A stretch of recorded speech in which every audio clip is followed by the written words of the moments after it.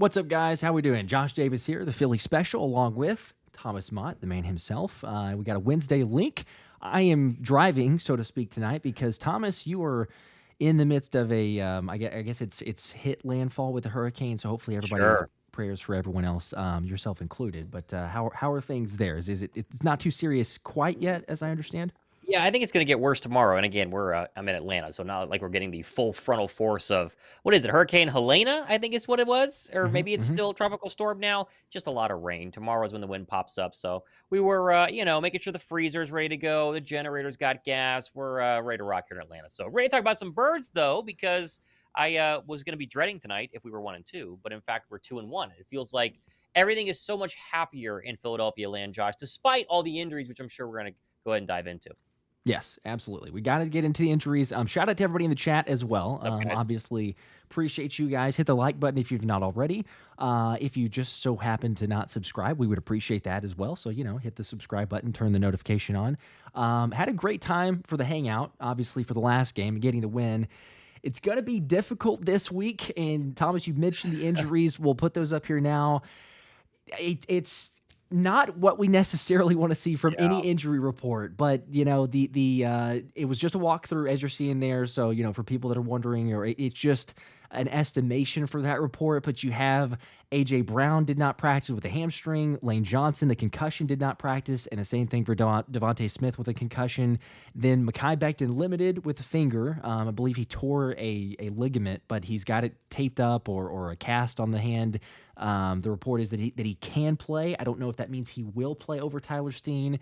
Yeah. We'll see. And then Landon Dickerson with a wrist, limited practice. I hadn't heard anything about him up until this point, so I would assume that he'll be okay there. And then finally wrapping it up with Darius Slay and a knee injury, but he did get a full practice or estimated full practice in. So, what's the biggest takeaway, I guess, so far? There's lots of big names there, but the biggest from the estimated injury report today.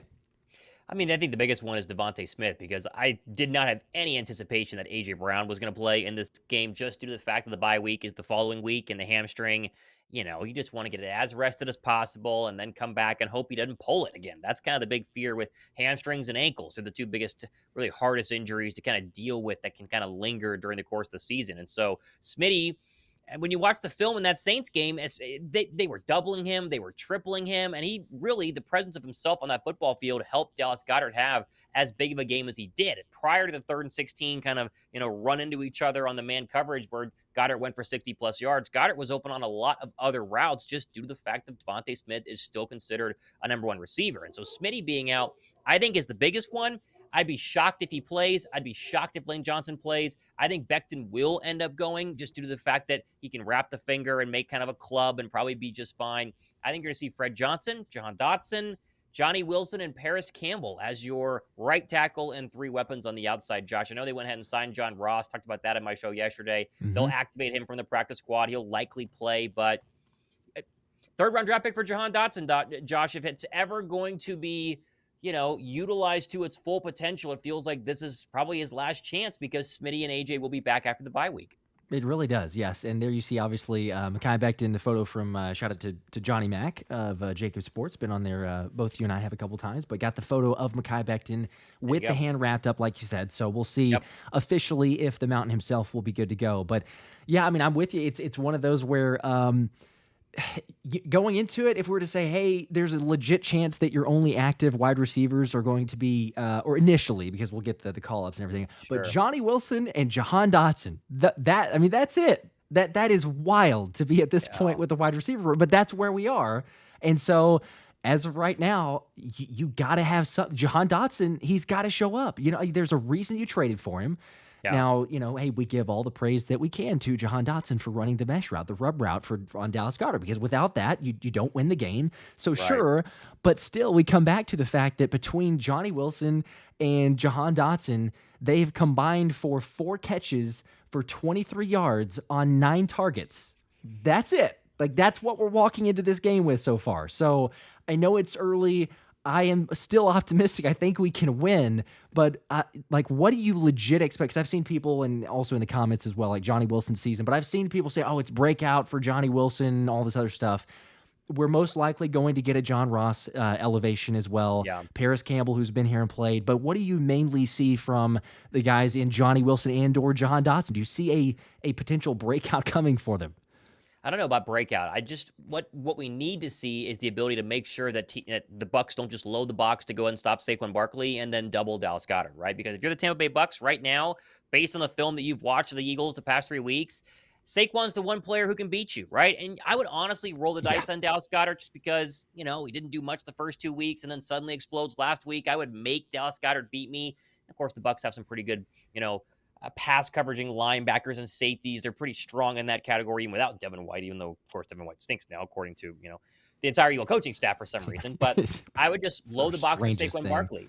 And so that means you're going to get a ton of single high safety, Josh, and a ton of man coverage on Dotson and Wilson and Campbell and Ross. And they just need to hit on a couple of decent passes. One deep ball to John Ross, one crossing route for 25 to Jahan Dotson to make just a little bit of more easy of a day for Saquon Barkley. And so I don't expect much. But again, Josh, you go back to the Saints game. And again, you and I are not film experts. We say that every single time. We let a lot of other people break down film who are better at it. But that Eagle offense without A.J. Brown moved the ball very, very well. It was turnovers. It was 4th down and 1 calls that stalled those drives. But those, literally every single drive, they were moving the ball extremely well. You take Smitty out of the occasion. They pivoted, really tried to find Dallas Goedert. I think they can have a whole week to go ahead and game plan for that to help him out to have an even better day, maybe than 170 yards last week versus the Bucs. But I don't expect a lot. I expect Kellen Moore to really go down deep into his bag and try and find unique, creative ways to get Saquon Barkley and Dallas Goedert the ball in their hands with space and one-on-one opportunities. How much of a blessing is it, by the way, because that's a good point, but how much of a blessing is it to have Kellen Moore as the offensive coordinator instead of, hey, let's look at Sirianni's offense. Let's look at Brian Johnson's offense, whoever it was, which you go into a lot of Sirianni, and he's made some of those calls already, which he's inserted himself. We can talk about that a little bit if we want to, but I got to get to some of the comments here as well. Shout out to Eagle One, appreciate it. Says, what's up to the best content providers on YouTube? Let's run it. Heck yeah, we appreciate that. All of YouTube, Josh. How about that? We're like we're better than Mr. Beast. Huh? I don't know that we would agree. We certainly appreciate the love, but yeah, we have a little ways to go. Also, PJ Vasquez, the 5 bomb. Let's go. Says CJ GJ. 11K fine for yanking a mouthpiece. That hit on Smitty was not even 5K. Make it make sense. P.S. I want Rodgers returning kicks at the very least. I'm actually more upset about the last part of this, and that is Rodgers is not playing at all, right? Now, one, $4,000 fine for basically decapitating DeVonta Smith and what should have been an extremely late hit that warranted at minimum a 15-yard penalty. Like, we know this. There's no argument here. We're all on the same page in terms of the fine. If you didn't see it, Gardner Johnson got $11,000 for yanking the face mask, or I guess the mouthpiece out from the Falcon player. And DeVonta Smith gets, $4,000 for the hit on him, or whatever the Saints player's name was. But the fact that Isaiah Rodgers has not played a single snap, Josh, continues to blow my mind. I put out a tweet, I think it was right before the Saints game last week, when they confirmed that Devin White was going to be inactive and that it was going to be Ringo in situations if Slay were to go out, which we saw in the 4th quarter. So AKA no Isaiah Rodgers. There needs to be a congressional investigation. You need to call your congressman and demand that they drag Vic Fangio and Nick Sirianni and Howie Roseman in front of Congress and have a full-on hearing to explain why we were told. And again, not just told, because there were reporters at training camp. You and I were not, but of course we're reading all the reports just like you guys are. Devin White is LB1, and by about week 3, it was very clear Isaiah Rodgers was cornerback 2, and that's how it was all of training camp. And then suddenly, there's some sort of weird ankle thing going on with Devin White, and now he's completely benched. And there's a hand thing going on with Isaiah Rodgers, and he's completely benched. Make it make sense. It does not make sense. And now, with Covey out, I know they're using, obviously, Cooper DeJean to return punts. I know they like Gainwell and DeJean, and I think they use Will Shipley on kick returns. It just seems so strange to not even see what you have in Rodgers just from a contract standpoint, Josh, right? He's on a super cheap deal. He's going to walk after this year. You're going to basically not know what you have in terms of in-game experience if you never play him. And what if he goes somewhere else and balls out and then gets a contract there? It just doesn't make sense. I'm right there with you.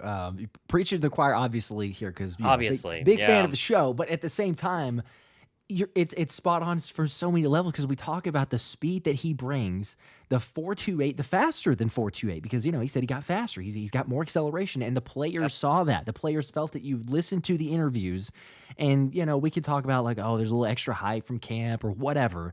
But when you listen to the players themselves, not just the reporters, because that's one thing we still take those of, all right, they're the ones actually seeing this rep in, rep out.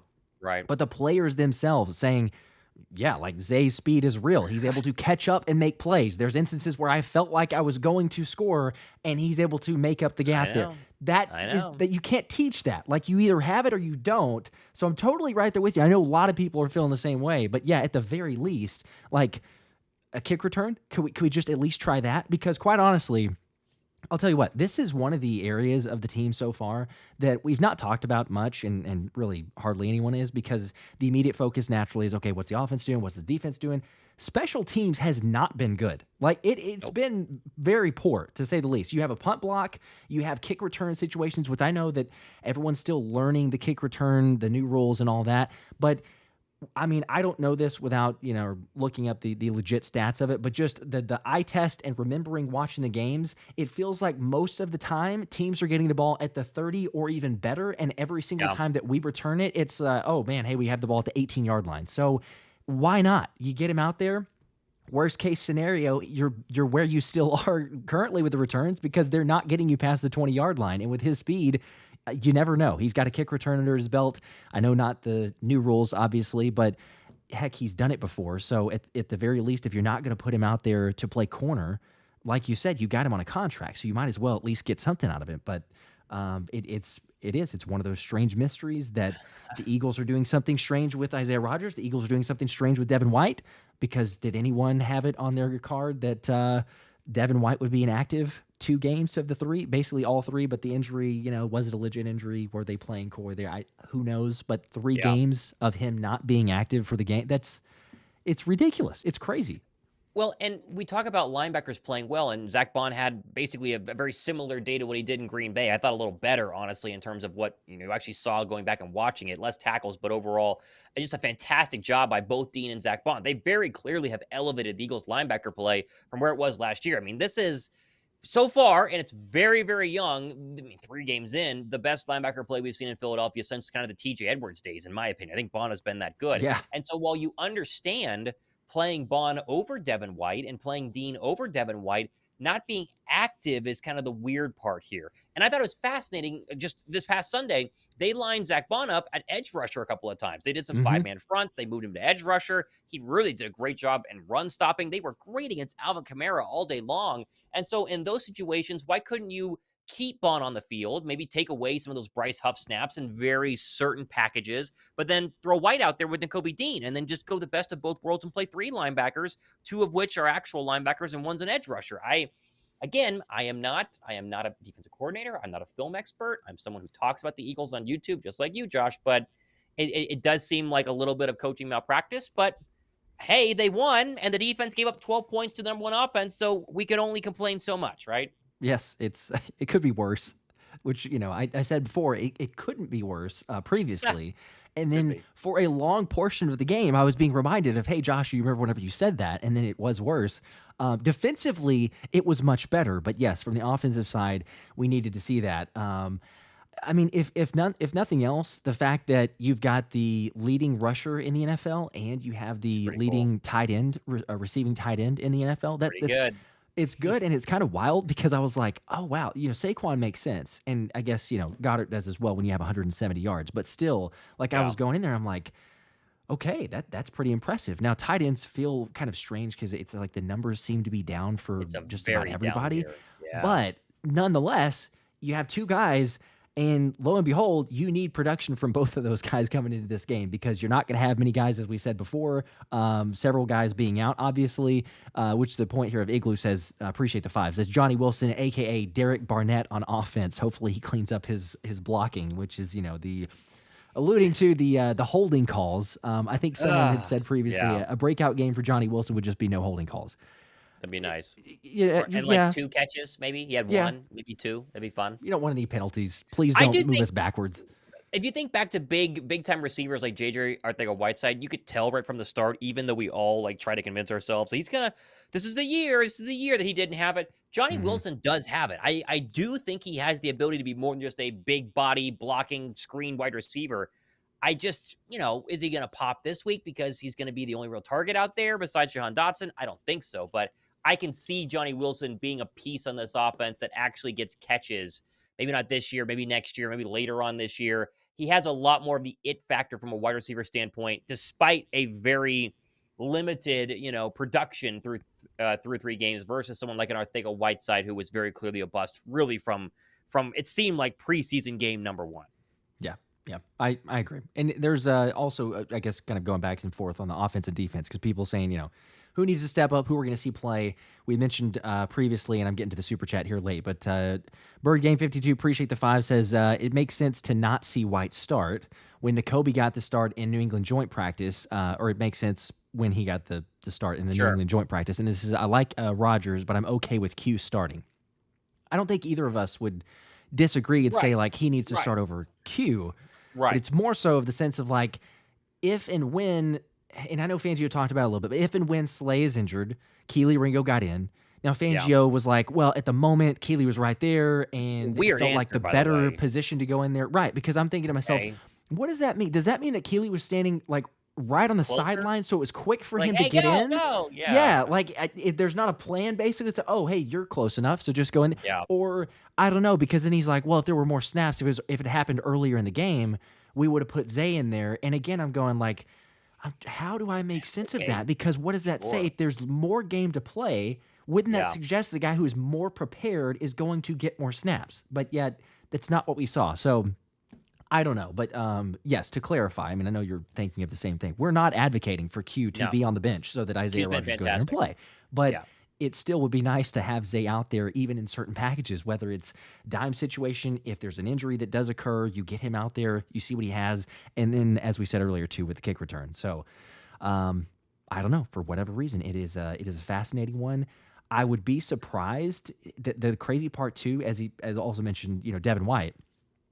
Like, if we don't see Devin White this week, and I'm not saying he has to play necessarily, but if we don't see Devin White active in this game, of all of them, really, like, I think he's your Rashad Penny. As crazy as that sounds, he's your Rashad Penny. I would cut him and let him be free. Go find somewhere to play. I mean, he's only 26, right? I mean, I feel like we're just gonna shackle him in terms of not letting him play at all this year, just due to the fact that we have other linebackers, and so he burns an entire year. I guess he makes money. He makes $8 million, but let him go. Just let him go be free, fly like a bird, and sign somewhere else that needs linebacker help. Honestly, if you're right. If he doesn't play this week, I think he's got to go. Because it's the extra motivation game. Let's go back to Tampa. We saw Zack Baun and CJ Gardner-Johnson get amped up, right, to go to New Orleans, take it to him. Again, Devin White may not play, and I understand the thought and the logic. I know we're both along the same lines here as well because we've mentioned it, but it's like, okay, fine. He can't play special teams. And I know there's only a certain amount of spots that are active for every game day. Everyone understands that. But it's like, man, you got this linebacker to potentially, hopefully use. And we're not saying that he's great. We're not saying that he's good even because we don't know. We haven't seen it for a couple of years. Yeah. But there was a plan. There was a plan whenever you signed that dude. And there was a plan when he was getting first-team reps. Now, something changed. And okay, Devin White or Nakobe Dean and Zack Baun started playing better. That's great. But ultimately, it's like you go from first-team reps to literally not making the active roster on game day. That one, to me, is just it's confusing. It's strange. It's odd. I've been trying to make sense of it, especially today as I was thinking, like, what on earth is going on with Devin White?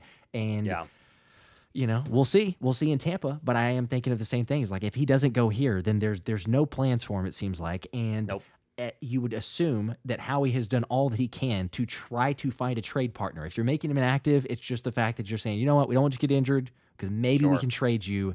And if you go this long, like, I don't know, do you hold on to him and say, wait till the trade deadline? But he's just not getting any reps. And as you say there, he's from the interviews, I mean, kudos to him. He seems to be in decent spirits. He's like, I'm not going to whine about it. I'm not going to cry about it. But he's upset. I felt bad for him because I went back and watched some of the interviews previously where he was on, I think, the Pivot podcast with Ryan Clark, and he's talking like why he signed with the Eagles, what this was going to mean for his career to be able really to sad. take that next step. And yeah, you're like, okay, well, the horse is in the barn. You know, because he's a horse guy. So let's see. Here's the other super chat that I got to get to. Appreciate it from Ethan. Thank you for the 5. Ethan said, and the only birds Bryce Huff can think of playing for next year at oh man, at best is the Battlehawks. Abysmal performance despite okay training camp reports. L. Yeah, we got to talk about Bryce Huff. Well, oh boy. What's his snap count down to? What was it, 20-something% this past week? It was below 30% of snap, right? Below 20%. I think it was 18 total snaps. I don't know what the exact percentage, but yes, it was. And Fangio basically said yesterday during his press conference that, you know, BG, we're going to give BG snaps. BG's making big plays. We think BG can still play, which is great. And BG can. You can put the film on. He had a lot of pressures. But, yeah, as frustrating as it is not seeing Devin White and Isaiah Rodgers, the more frustrating part of all of this is the fact Bryce Huff has been completely irrelevant. There's been a couple of improvements from last week to this week, Josh, one of which was being able to set the edge on those stretch run plays, which Philadelphia struggled against mightily with Bijan Robinson and Tyler Rozier and the Falcons. And so setting the edge is the word we all hear. Can Bryce Huff do that? He did that decently well at times versus the Saints, but there's just no threat. There is literally no threat. When you line up against the Philadelphia Eagles, especially this Sunday versus Baker Mayfield and a Bucs offensive line that gave up 6 sacks to the Broncos, which is very interesting, you're worried about Jalen Carter. And that's it. Jalen Carter, maybe Josh Sweat, whose pressure rate is up there kind of with the best in the league. Not a lot of sacks, obviously. Same goes for BG. But you're not worried about Bryce Huff. And until Bryce Huff can consistently, and not like get like one of those fluke sacks, Josh, where Baker holds the ball for too long and he just happens to be right place, right time because he was kind of flushed towards him. Until he gets I beat my right tackle and I got the sack, he's a complete bust.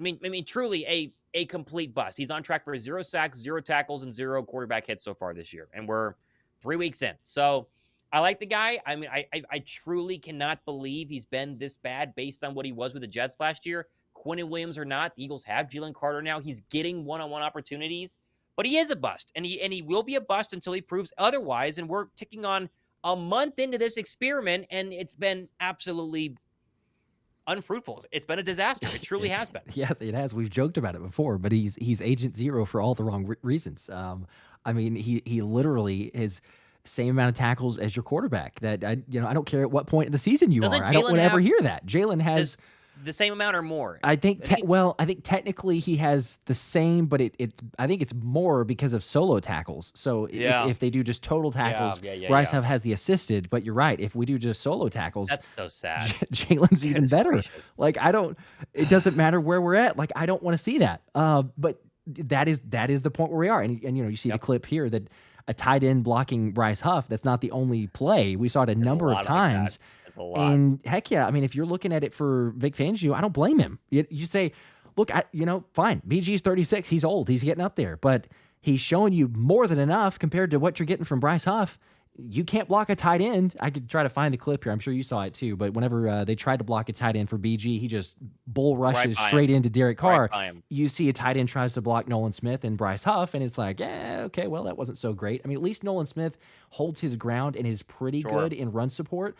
But neither really gets a push. And then from the, element of Bryce Huff stopping the run sometimes, but then also there's sometimes that comes to mind. It's like, okay, well, Bryce Huff is not setting the edge, or he just gets completely lost inside. And there you go. There's a, bigger run that comes up. So it's one of those that continues to come up. Questions from, what hopefully will get better at some point, but I don't know. We haven't seen much of it so far. Super chat from, is it Gaka? Appreciate the 20. Gaka? Okay. Appreciate that. All right. Says this is a good time for Hurts to showcase what he's really capable of and not just being a game manager. Jalen's turnovers have been our biggest issue, in my opinion. Damn near 300 yards of offense with no points is absurd.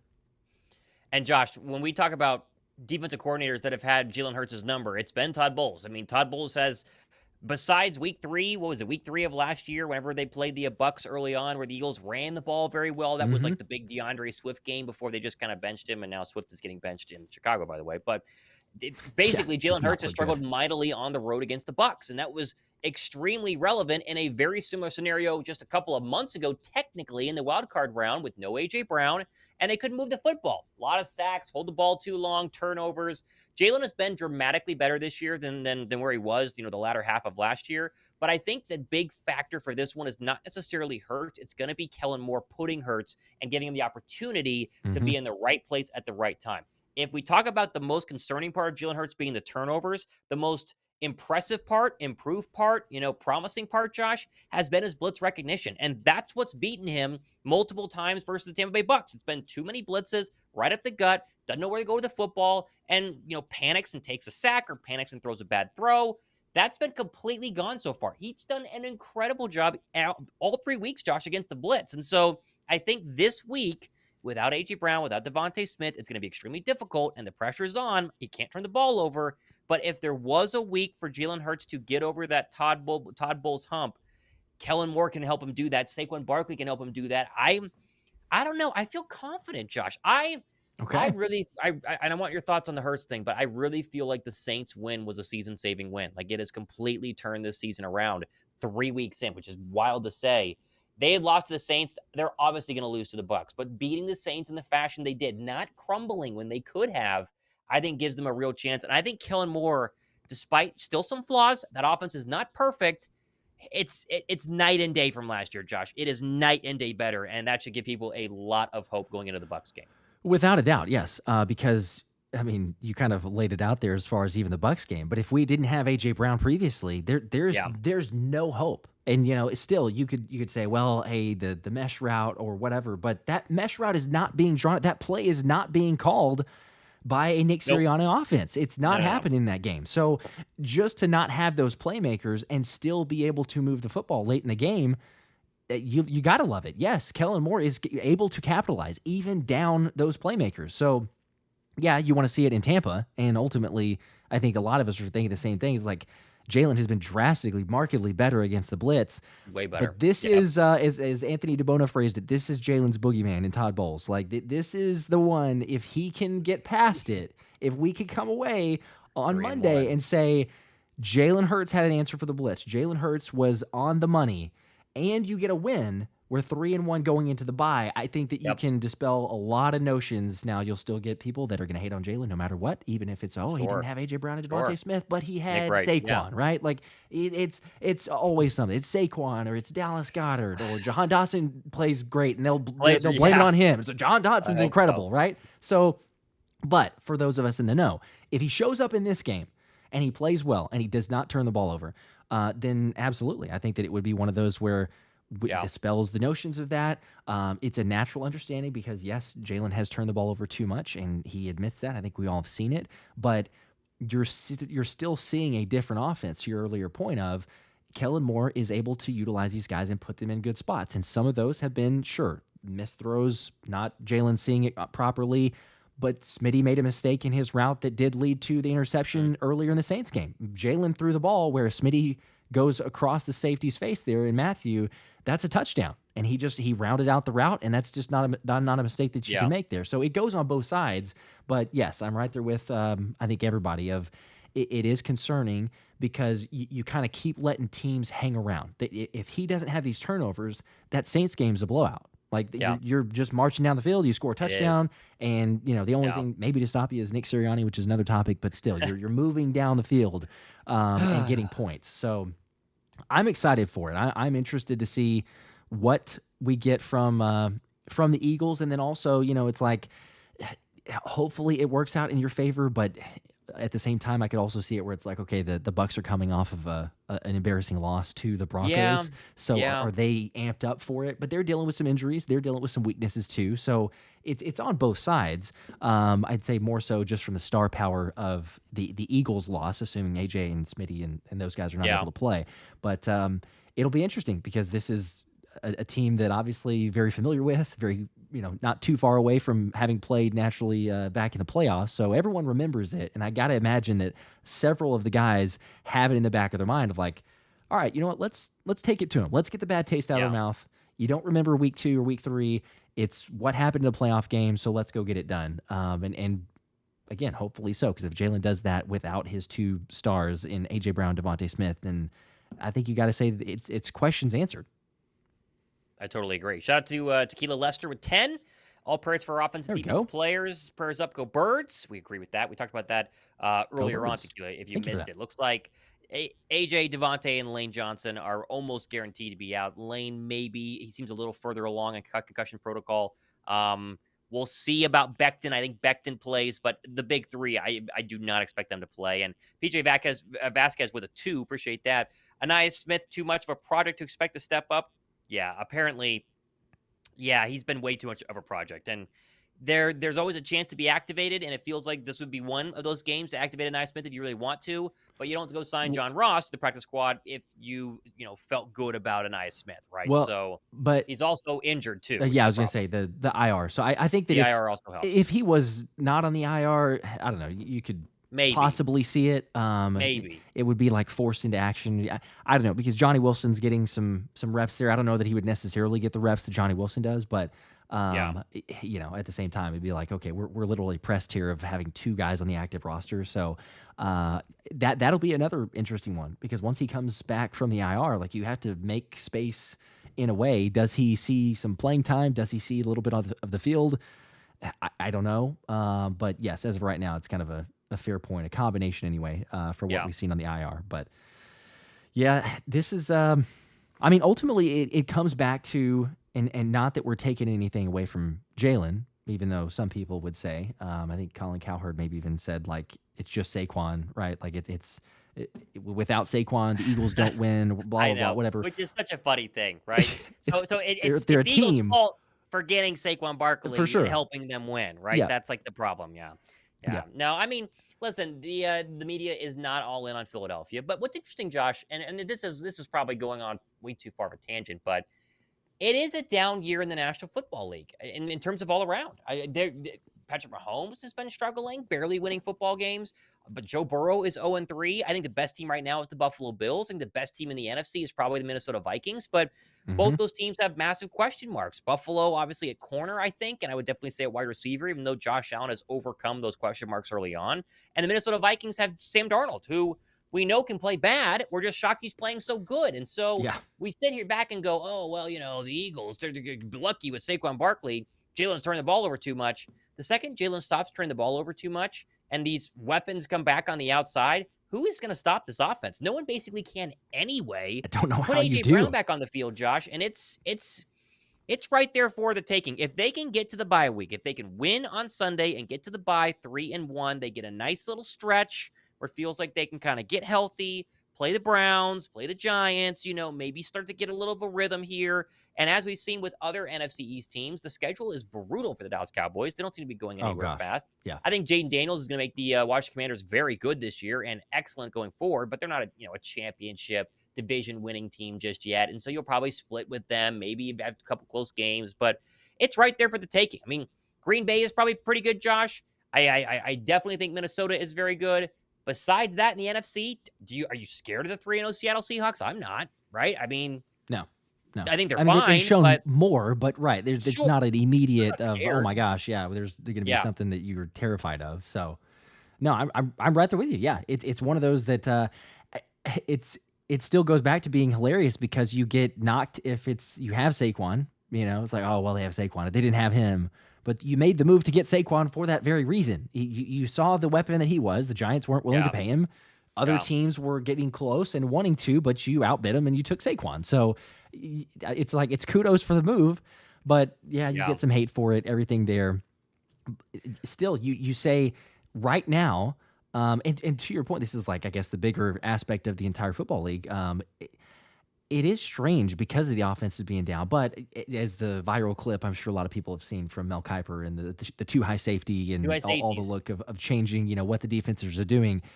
But the league morphs like this every so often. You have a year where the defense has a little bit of an advantage for whatever reason, and then it changes, and then the offense, and it goes back and forth. But still, as of right now, the Eagles have the answer within Saquon Barkley, and that's with, as you said there, not having an A.J. Brown and not having a DeVonta Smith. When they get them back, it's a pick your poison Do you load the box and then you make it easy for those one-on-ones of AJ because it was just throw it up there to him? And with Kellen Moore's offense, I think it's going to slowly but surely you see this team get more efficient, get more comfortable within his scheme. And, I mean, I don't know if you're necessarily a believer in the full-on, like, they're peaking at the right time, but like there is such a thing as momentum. And so if you can carry that into the playoffs, then it could be perfect timing. So I will say, as far as when we talked about previously of like the bye week and it's early and I want it to be later in the season, it's a blessing in disguise at this point. Like if we didn't have a bye week coming up right now, it would be a little bit terrifying because you'd have more games coming up and, you're already bad enough with the injuries. And if you get more of them, then we're just piling on. And it's like at some point, there's got to be, there's like nobody left. You're looking at all these options now. We knock on wood, fingers crossed, hopefully everyone stays healthy. But if you had any of your other star players go down, what offense are we looking at, really? I mean, I can't imagine having more depletion from the offensive side. But so far, you could, if you get through this one, you get into the bye week, you recoup. You're hopefully 3-1 if you get the win there, and it's there for the taking because you said all those different NFC teams. There's not an immediate one that just sticks out and going, oh wow, that's the juggernaut. That's the one that they're just going to run away with it, and there's no chance. So it'll be interesting, and I would say too, to the point of the NFC, you brought up Jaden Daniels. There was some speculation or question like, okay, who's it going to be? Who's the competition? We talk about Dallas. But I think the Commanders, early signs, early returns, I know, but I think the Commanders are probably your biggest bet. They went into Cincinnati, beat Joe Burrow in 3. Shout out to Cole for that one. Joe Burrow in 3. You like that one? Burrow in 3. Pretty good. But, 5 out of 10. Okay. Okay. All right. I thought it was pretty good. But you beat him in Cincinnati and no turnovers for the Commanders too. That's crazy. Yeah. But his completion percentage has been crazy too. Kind of legit. Yeah. Maybe something there in Washington. We'll get to Ethan super chat in a second, but one final thought on the whole, the Eagles signed Saquon. That's why they're good. The entire A block for Get Up this morning was why the Dallas Cowboys failed by not signing Derrick Henry, which is just hilarious because the Eagles are, Saquon is just crutch that you have. You got him. And then, the Cowboys, if you would have gotten Derrick Henry, maybe you would have been bad. So funny how that works. But the either way. Standard. Ethan F with a 5, he says, I'm curious to know which plays besides the 4th downs that Sirianni is actually calling. He's under pressure. He calls some. Huh? I agree because I think the conventional wisdom is that Sirianni is butting in on those 4th downs. It doesn't seem to be the case. Sirianni is very much a part of this offense. And as terrifying as that is, Josh, it should not surprise anybody because he's an offensive guy and he understands that, that's kind of what he's supposed to do. He's supposed to be able to call plays. He's supposed to be able to lead an offense. And everyone in the world thinks that he can't. And so I'm sure there are plenty of instances where he tells Kellen, hey, Kellen, run, X right 45, Z pass or whatever they want to do. And they call it. And I bet it works sometimes. I bet other times it doesn't. But if you or I were offensive coordinators, Josh, then we went to be head coaches and then they took our play calling duties away, we'd still bet on ourselves. And since he's head coach, I'm sure he butts in. I don't like the idea, but it doesn't shock me that he does. No, I really don't. My bigger concern to that, quite honestly, though, is if he's butting in more often than he should.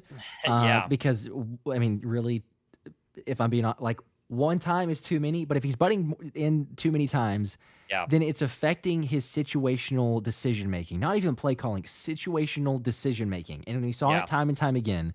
And I know that we can play this game of the end justifies the means.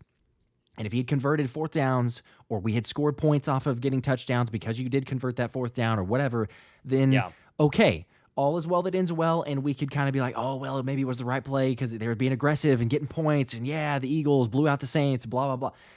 Fine.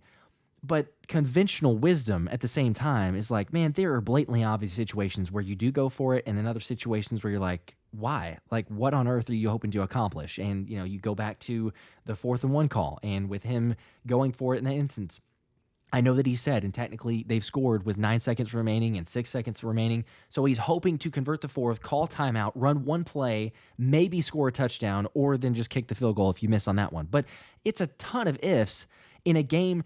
Like if you're losing 14-0 or 21-0 or something like that, fine, go get a touchdown. Try to be aggressive and get a touchdown. That's okay to me. It's a 3-0 ball game.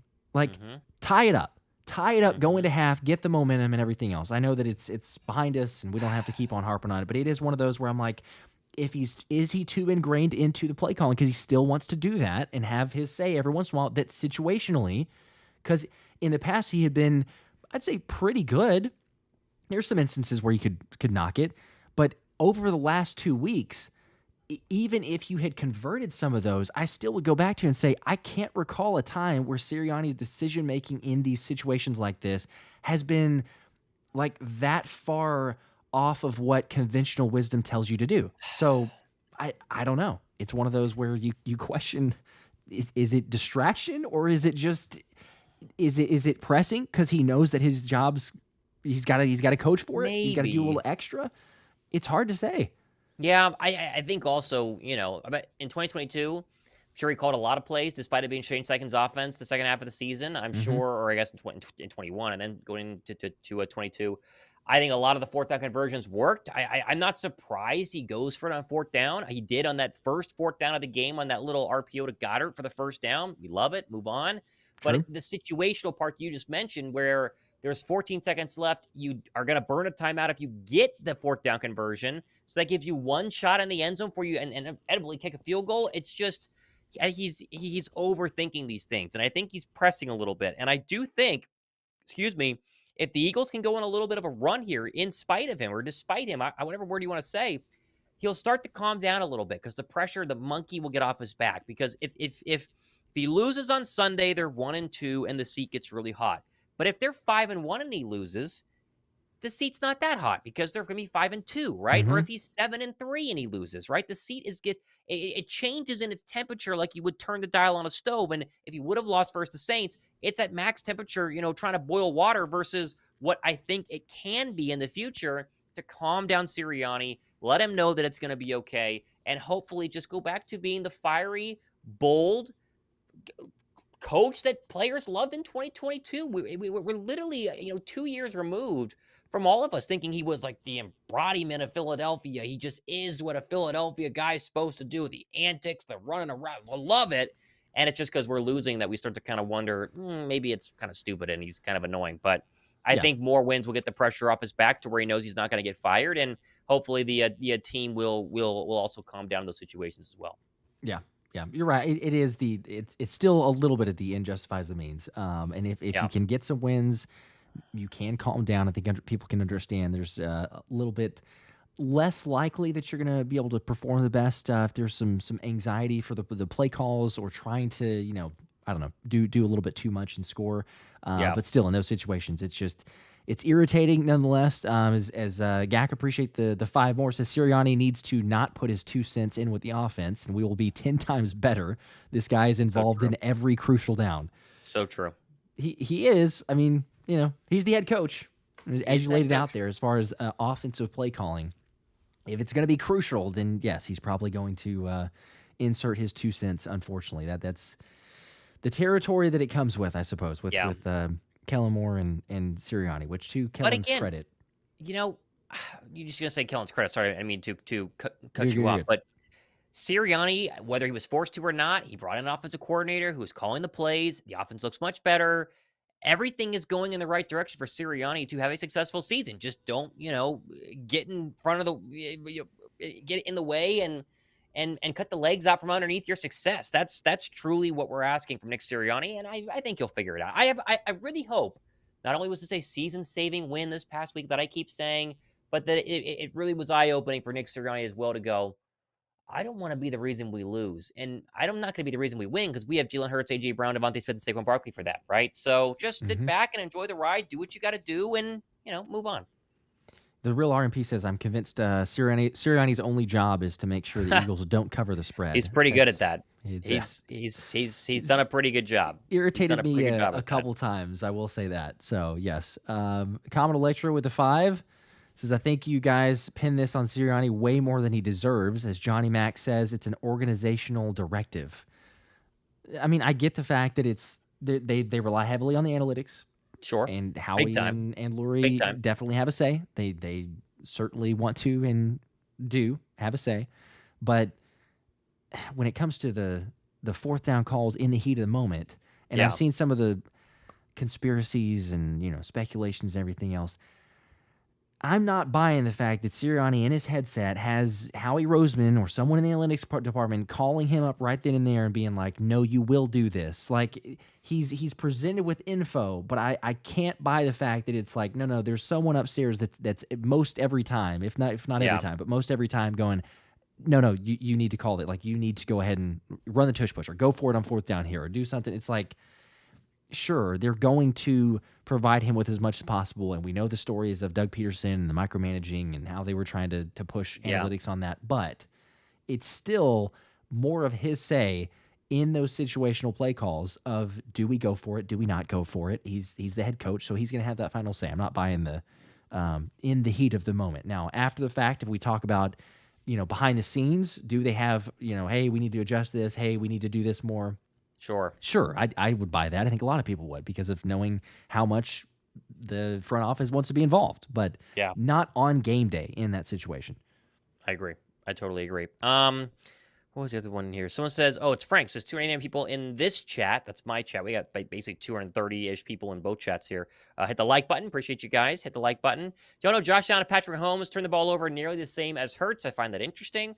That is true. That is true. The problem is that in a lot of those games, Patrick Mahomes is winning, right? That's been the issue. And the Eagles, of course, the Falcons game, they lost, right? And Mahomes was terrible, honestly, not that great. And the Falcons win this past Sunday night. But again, it was a Falcons win versus it was a Chiefs win over the Falcons versus an Eagles loss to the Falcons. So the media loves Patrick Mahomes. And honestly, the Chiefs have become the new New England Patriots. I can't stand them. Like every little thing about them, they truly cannot stand them. But they are, they're gonna get the calls and they win games. So hey, what are you gonna do? They definitely the call, the non-call on Kyle Pitts there. That's we could debate on the one in the Baltimore game, the pass interference. That one with Kyle Pitts there should have been automatic. Yes, they technically had another chance, but it's like, you got to be like, that has to be called.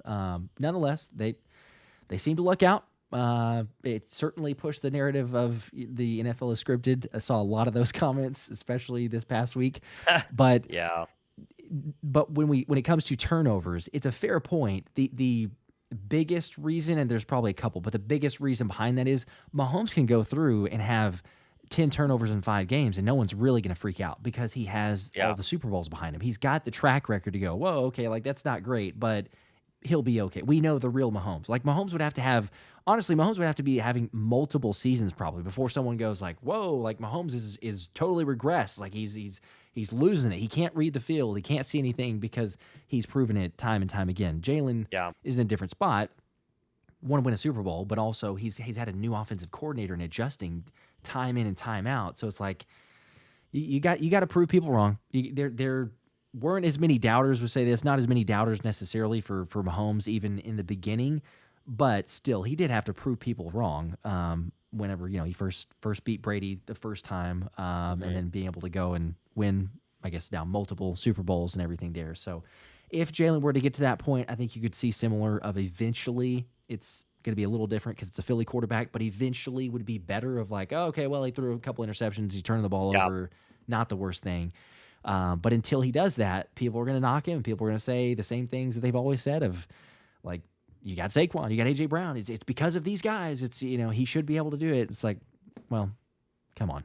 I mean, it's a team sport. Yes, he's got some good playmakers, but what does he do? Bigger question here. What does he do in Tampa? Can he do that without some of those guys? Because he won't have them most likely.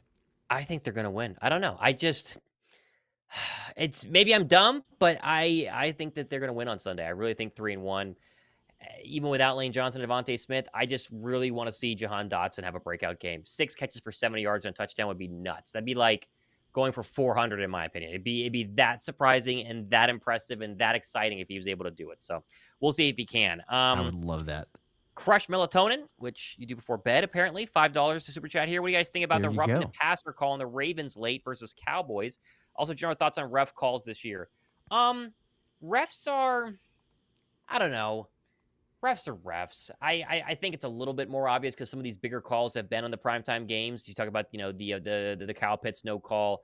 Obviously, the Ravens call late in that opener on Thursday night. Cowboys Ravens you mentioned there. That's a big one. That one probably did insane numbers as the Fox NFL game of the week. I think they're just being amplified. I don't think they've been necessarily that bad. Especially in the Eagle games, there hasn't been that many calls that haven't existed. The Smitty hit is the one that I really thought should have been a very clear call. But Oh gosh, you yeah. watch the holdings. I think there's been a lot less pass interferences so far this year in the Eagle games that we've watched.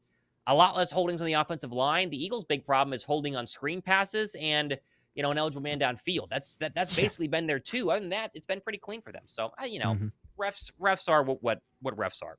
Yeah. I haven't been drastic. I'm right there with you. I haven't been drastically upset about anything except for the Smitty play, which, everyone's ignorant to a certain point. I get that. Everyone's naive to a certain point. You only know what you only know. But the amount of comments that I've seen of the Smitty play and like, oh no, he hadn't stopped. He was still going forward and everything else. It's like, No. obviously you weren't watching the game because they see him moving to the right and they see the blue line, and I think they assume he was going to the right side of the field. It's like, no, he was being moved backwards like 5 yards. He had clearly stopped all forward progress. And anyone like Christian Boyd, it's a no-brainer. You see that, and there is absolutely no reason to go there and tee off. So you can't convince me that it's not a dirty shot. It's not a cheap shot. The fact that it's less than $5,000 of fine, I think, is absolutely ridiculous when you're getting fines for other players of doing stuff. Sure. The argument I'm sure the NFL made in that case of not, my only guess is that it wasn't a flag on the play. So Maybe. How could they give out a fine because they didn't, call it and the refs didn't blow the whistle? So maybe it wasn't his fault necessarily, but it's like it wasn't even a one step for Smitty. He's being driven backwards for 5 yards before the dude just goes there and tees off a straight shoulder shot. Yes, but he still blew his helmet off, right? Yeah, his helmet came off. And then Peyton Turner, that one made me even more frustrated. I'm like, you got to be. I don't know. There's a lot of anger and frustration from that one because he spears him. Was he trying to go after the ball? The way he dove on that is like, I don't know that you can convince me that he was trying to go after the football there. And Smitty's laying there, knocked out or just about, doesn't have a helmet on, and he jumps on him.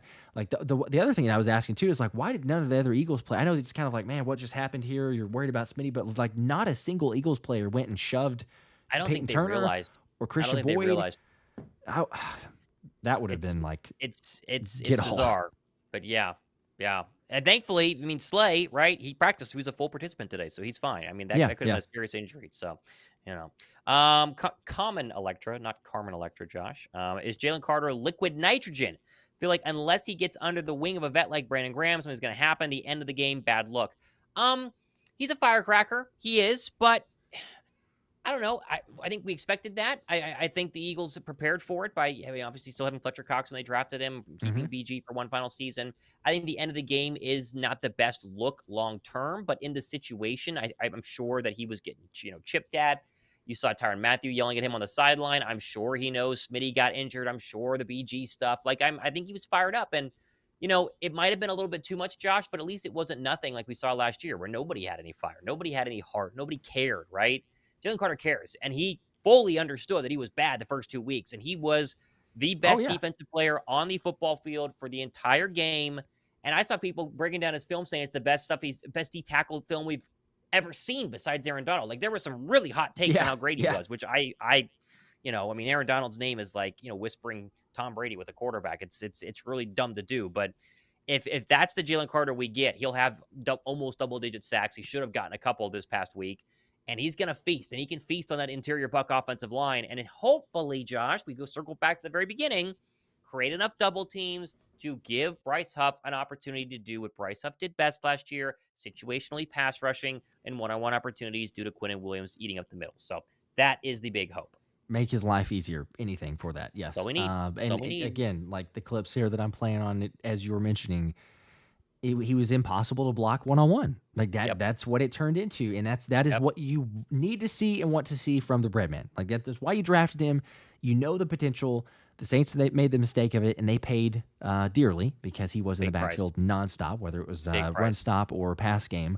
And you need more of that because we've only got certain guys who are getting pressures. So hopefully that can kind of light a fire for some other ones. But I'm with a lot of other people as well of saying the same thing of like, to me, I don't mind the antics at the end of the game there. I am okay with that. The passion, the fire, I would rather tone it down, as you said, from last year. We did not see that.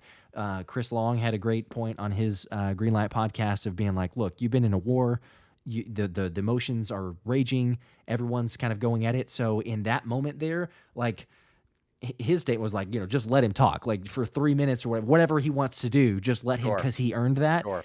Maybe not to the full extent, but yes, I'm fine with, you played that way on the field. So if you want to talk a little bit, same thing for the Saints players. They're also doing that. I don't necessarily mind that point. Now, there is a fine line, and Fangio's even talked about having conversations with Jalen Carter, with C.J. Gardner-Johnson, because of their passion, because of their energy. So they're trying to hone it in.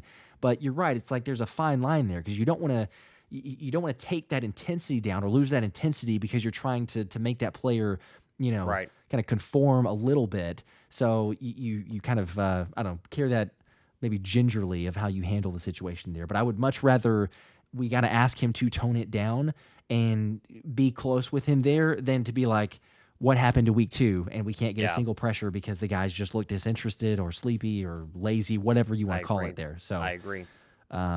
Bird Gang here, appreciate the 2 more, says, yeah, newsflash, Jalen Carter is pretty good. That's pretty good. Which, hey, we both called him out the first 2 weeks. I think most Eagle fans did, because he was pretty relevant, and hey, he listened. So at least the capability is there. And if he shows up on Sunday, which they will need him, they're going to need multiple turnovers, right? They got the one on the Blankenship pick. They're going to need a couple, a couple sacks too would be nice. Let's just get this win, Josh. That's all that matters. I'm good. Just get the win. Oh, yeah. It would be so amazing, especially with the injuries and everything else that we've considered, of if you can somehow come away with a win in that situation. It would feel like stealing one, quite honestly, because of those injuries. Yeah. By the way, I did want to mention this too, and I was trying to find the graphics so that we can put this up here, but I'm sure you probably saw this.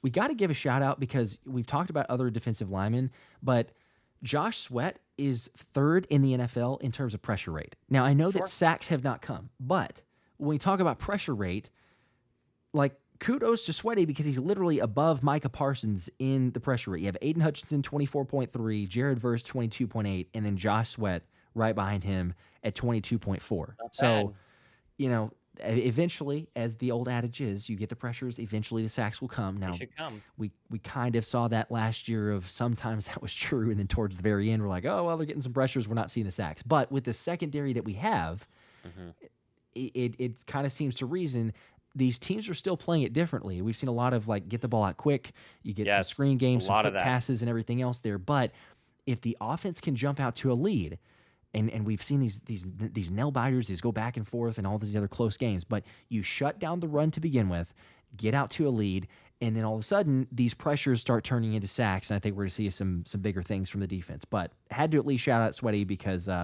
he had gone lost for basically throughout all of training camp, quite honestly, and even the first couple weeks. Late last year. But there he is. So at least as far as pressure rate, the hope is, again, as everybody is wanting the same thing, do we start getting sacks? Can we at least get that? Because if you're not going to get it from Bryce Huff, we hope that he turns a corner eventually. No pun intended, but please get to the quarterback. At least be Josh. We need one of the edges, please. So hopefully Josh Sweat will be that. All right, before we wrap up here, we got to end it. You did mention confident in the game.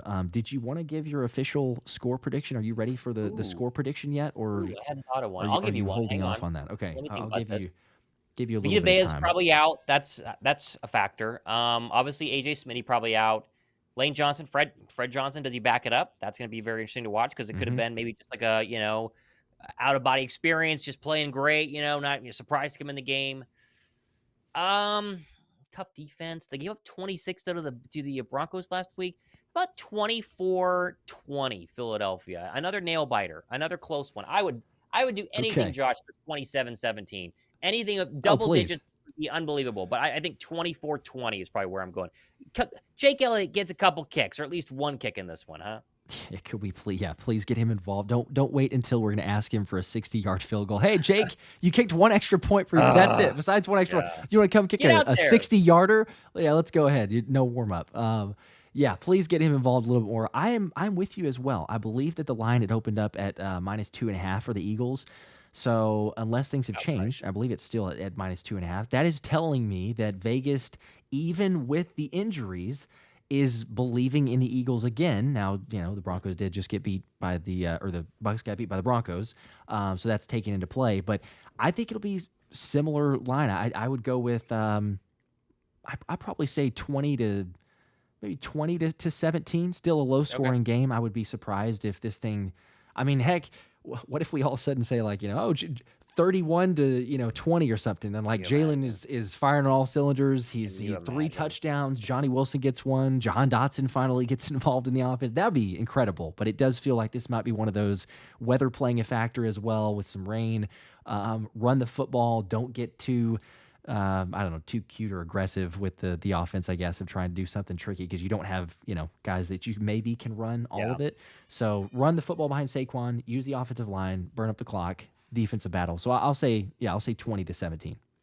There you go. I'll take it. That sounds about right. I think it's going to be close. Let us know what you guys think down below in the comment section. I see some of the people down below.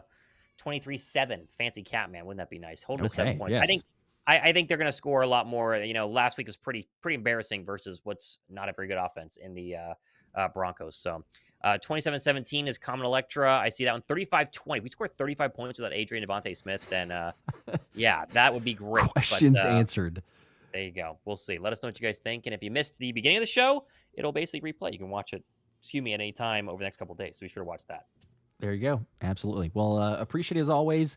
Thomas, prayers and safety to you as well as everybody else affected by the hurricane. Hopefully not too bad there, but everything else at the buzzer. Actually got a super chat here from Simo. Appreciate the 2. Said Jahan first half touchdown, book it, and also 28-17 Eagles. What are the odds on that? The payout there is got to be pretty good because I'm pretty sure on I'd have to look it up. I know on Underdog it was like a 7 times multiplier or something like that, which is really really good. But I don't know what the that makes the book odds because you got to pick 2 for Underdog. So I don't know what the. I mean, really, if you do it anytime touchdown, out there, anytime touchdown, Jahan Dotson, maybe. If I was going to take that, I might have to make it at least anytime, just the game, because first half, I guess it could happen, but I would rather at least tell myself, okay, you get the whole game here if we need it. Potentially could happen. But all right, okay, maybe see Jahan Dotson, a little breakout game for him. We can get at least more than what we saw previously, so they're going to have to get a little bit more chemistry, him and Jalen, everything else. But as always, Thomas and I will be streaming live for the game, so come hang out. We'll have a blast. Early start again, which is kind of nice because, if we can get a win, we have the rest of the day to just kind of chill and hang out. Yep.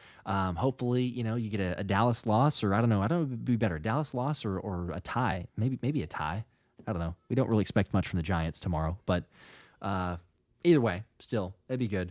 And then just enjoy your Sunday. So come hang out with us. More videos to come still as always, but appreciate you guys. Make sure to hit the like button, subscribe if you're not already. And for Thomas Mott, I'm Josh Davis, and you guys have a good one. You know what it is. Go Birds. Go Birds. See you guys.